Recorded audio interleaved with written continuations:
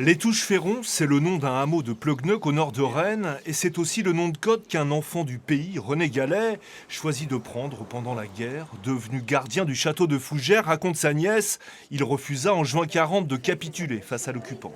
J'ai trouvé mon oncle assis au pied du canapé, la tête dans les mains, à écouter la reddition de la France, je ne sais pas comment ça appelait ça.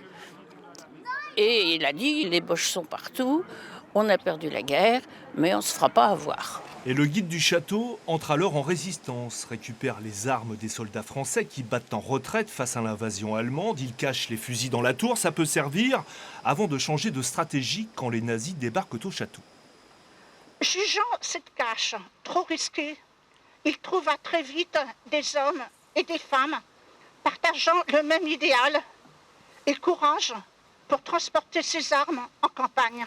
Gallet va donc monter son réseau, une cinquantaine de personnes, des paysans, des commerçants, sa petite famille aussi. À Fougères, on fabrique des faux papiers, on abrite des agents de renseignement, on fait passer des infos à Londres, jusqu'à la trahison, la dénonciation. En 41, le groupe est démantelé, René, sa femme, sa fille, beaucoup de ses camarades sont déportés.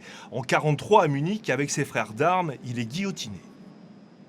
Le 20 septembre 1943, le coup près tombé sur les têtes de René Gallet et de ses 7 collègues. Les membres du réseau avaient déjà leur stèle à Fougères. Pleugneuc a profité de la cérémonie du 8 mai pour leur rendre à son tour un hommage.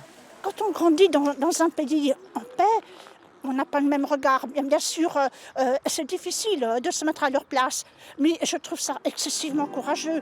Ils mettaient la France au-dessus de la mort. René Gallet, alias la Touche-Ferron, a donc désormais son nom gravé dans le marbre de sa commune natale et on l'espère dans notre mémoire collective.